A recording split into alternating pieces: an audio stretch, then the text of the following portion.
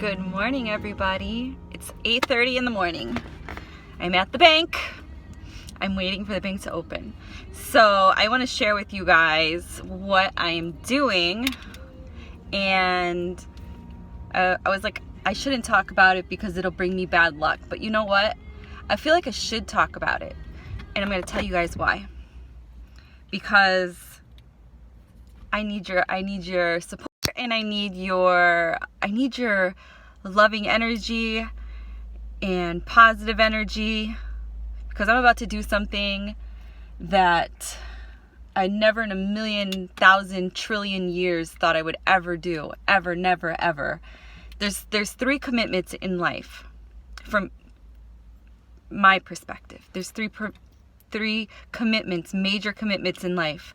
Number one is having children, bringing children into this world. That is a huge commitment.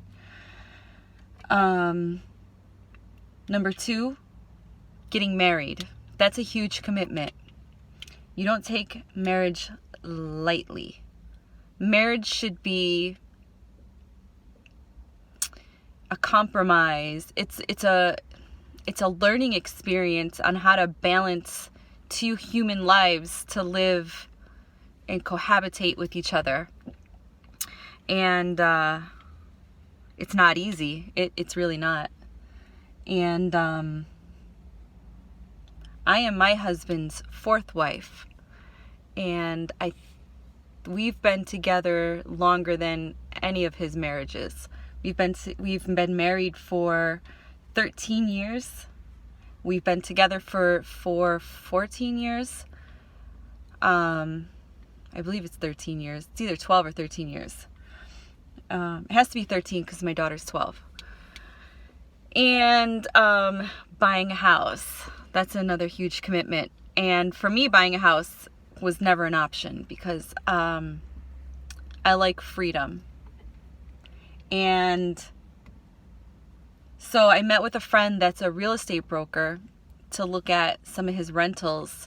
And I don't know, the light of rentals just dimmed a whole lot this year, since I've, been told I had to move.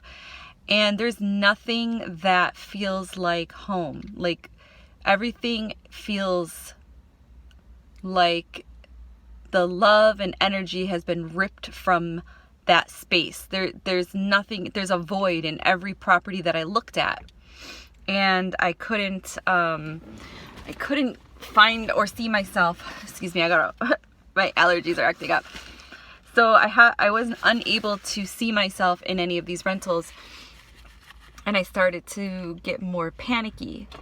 Well, my friend says, why don't you try buying a house? And I'm like, no way, that's never gonna happen. And besides that, I don't think I would be approved. Maybe that's what I was afraid of too, not being approved. I haven't really done anything to work on my credit or anything. I did get a few credit cards here and there just because I was approved, and I used them and I paid them. I was able to get a car loan because our truck is really old and we've been paying on the car loan for a while. And so so for shits and giggles, I guess, I called my realtor friend's broker, mortgage broker, and was like, I don't have high expectations because I was thinking I wasn't going to hear anything good. So anyways, the broker came back, was like, oh yeah, everything's good. Yeah, blah, blah, blah. For you and your husband. I'm like, for me and my husband? For me. Okay. So we went from everything's good to looking for houses. Well, I'm going to fast forward a little bit. So I found this house, and it's an old house, like my house. It was built in 1880, and everybody thinks I am crazy to buy an old house. But that was if I was to ever buy a house, it had to be by water. It had to be an old house, potentially haunted, not by anything demonic. But I feel comfortable knowing that there's energies lingering that are not going to, possess me and hurt me. Call me crazy. Don't know. Something about the 1800s, I have this affinity to it. So, yeah. So it had to be like at least, you know, the late 1800s, early 1900s. Not that I have anything against newer houses. I mean, it'd be really, really awesome to move into a newer house. However, I didn't get approved to buy something that would be all brand new. I mean, I guess I could have found something that's more newer than what I found, and, you know, would have less hassle, I guess. But for those of you that really know me, like my friends and stuff that will watch my videos, will know that, you know, I've shared some of the stuff that I bought in the house that I'm in right now, and I like to collect antiques. I love going antiquing, and I love buying items that somebody else owned and is no longer walking the earth. I feel like they appreciate that I have their item, and I'm going to take care of it like they did. I have a lot of stuff in my house, and I collect photographs from people in the 1800s, early 1900s. I don't really collect anything after 1940. I don't really care too much for anything after 1940, picture-wise, unless it calls me. But my whole dining room is of pictures of people that I have no idea who they are. Or maybe I do. Maybe I'm attracted to these souls because these souls have crossed paths with me. I don't know. Because there are some pictures I feel that were calling me. Especially this one picture of this little girl. I left the antique store. I couldn't find anything. And when I got into my car, I felt like this pull to go back into the shop. And I told my husband, I don't know, I feel this weird pull, like a magnetic pull that's telling me, buy me. And I was like, I don't know what it wants me to buy. So I went back inside the shop, and it was like I was in a trance. I went in, I turned the corner, I turned another corner, I went down, moved one object out of the way, and picked up a picture. It was this huge bubble frame picture. And it was of this little girl. She has to be about 9 years old, and she wanted me to adopt her, so I brought her home, and that was so cool. So, and then all of the things that I like to collect would probably look very nice in this house because of the style of the home. It's not all like modern and stuff. Modern is just not my thing, I guess. I like old stuff.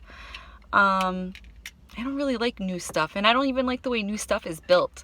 Even my kitchen table, I have 2 of them actually, and both of them are pretty sturdy. The wood is actually real wood. It's not that fake wood or that something board. I don't know. It's just like that fake cheap wood that breaks really easily, and then when it gets wet, it bubbles. I just don't like the way they make things nowadays. They make it really cheap. A lot of stuff is made in China, which is made even more chintzier and cheaper. And there's a lot of people showing up now. What time is it? 8:43. Got a lot of people that want to get into the bank like me. And why do they all gotta park so close to me while I make a video? I see all these people going in, but it says it doesn't open until 9. They know something I don't. I'm not from this town, so maybe they do know something I don't. Huh. Nope, door is still locked. Oh, they're gonna open the door early. Well, I'll be damned. Oh no, that girl must work here. Alright, buddy, you got 20 minutes like me. Okay, so back to my video. So anyways, I found this house. I walked it. I fell in love with it. And it's beautiful. It's just beautiful. But if, like, to buy a house is so expensive. The out-of-pocket stuff that you got to come up with is crazy. So I'm here at the bank, and I don't know how I'm gonna do this. Like I'm being told, like, there's this angelic feeling that's feels like it's surrounding me, and it's putting me in a space of love, and it's making sure that I hold this space, and all I feel is like sunshine, rainbows, joy, hearts, and I keep hearing like whispers of don't worry, don't worry, don't worry. Keep holding and manifesting, and keep believing, and not even believing, knowing that this is your house. That's my house. And I've been just looking for signs and synchronicities, and the zip code is 14422. The zip code where I live now is 14477, but the zip code of this house is 14422. Synchronicity 144, 22. Balance. I'm trying to balance, and I'm trying to fight this like duality in a sense. Like I feel like that I'm not good enough. Like, this is actually happening to me. Like, I never thought I could be a homeowner. Like, do I deserve this? And then there's a part of me that says, absolutely, you deserve this. What do you think? Why do you think that way? Don't put yourself down like that. Think better about yourself, Gabe. You've earned this.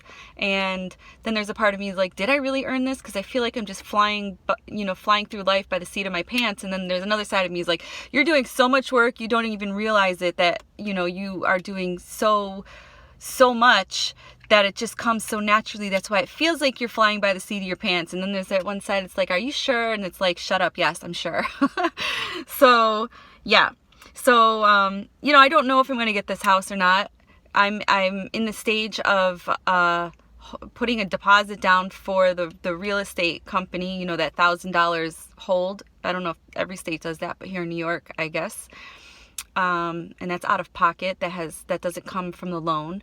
And then I got to pay for an inspector, which is $300 to inspect my house. And is this guy going to say, this is wrong, this is wrong, this is wrong? And am I going to have to fix everything that's wrong? Or does the homeowner currently fix everything that's wrong? Is this going to jeopardize me to get this house or not? And then after this inspector comes and looks at the house, and maybe he passes it, maybe he don't. But the next one that comes is the bank inspector. And bank inspector, I would think that they would be a little bit more harsh, but maybe not. Maybe, the bank doesn't want to have a house sitting on a lot. It's not in foreclosure or anything, but, I don't know. Maybe they'll be like, oh, this house passes, or maybe they won't. I don't know. I'm just nervous. And I feel like I have cold feet. I didn't even get cold feet when I got married. I'm getting cold feet as I'm buying a house. And then after this, I have to get a lawyer, and a lawyer is going to cost me $500 out of pocket. And my job is seasonal right now. Not really seasonal, but I'm in seasonal hours. So I'm not even making my 40 hours, and I kill myself to work 3 days a week to make at least, 32 to 35 hours. And I'm like, oh man, how am I going to do this? I'm so nervous, you guys. I have butterflies. I had a dream last night about the house I'm living in now, that the owners that own it now came in and started renovating in the attic first and tearing apart the ceiling and the walls. And then I had a part of the dream that was really weird. Like, I saw the landlord naked in my bathroom, and I was getting into the shower, and when I pulled the shower curtain back, he was naked. I was like, what? And then from that, I ran to my room, and then the wife of the landlord was in the hallway, and she was wrapping glass vases, and she was helping, and she was being so pleasant and so nice. And I remember telling her in my dream, I'm not mad at you because you're making us move out. I just don't like the way you asked us to move out. We've been here for 6 years, and we've been great tenants. And then she goes, that's why I'm helping you. And then all of a sudden I woke up, and I was sitting there in my bed, and I was like, what the hell was that dream about? Why would I dream about the guy naked? Why was I dreaming about me naked? Why was I dreaming about my house being renovated and ripped apart while I was living in it? And I I feel like it's because that's how I feel. I feel like I'm being torn down. Everything is I'm being, all the layers of, I'm the onion, so all the layers of me are being pulled away, and I'm vulnerable right now. And I think that's the representation of being naked, is feeling vulnerable and then seeing somebody naked, because I don't know about you, but I've seen people naked on accident before, and it's like, oh my God, like I can't believe you can't unsee that. And it's like embarrassing, even though that wasn't me that was, you know, naked, me walking in on them naked, it's still embarrassing. So it's being vulnerable. So I'm vulnerable, but then the wife helping me is, I guess, a representation of other forces around me that are helping me, that are sending me love and light. And in my dream, she was beautiful and smiling and glowing and so kind.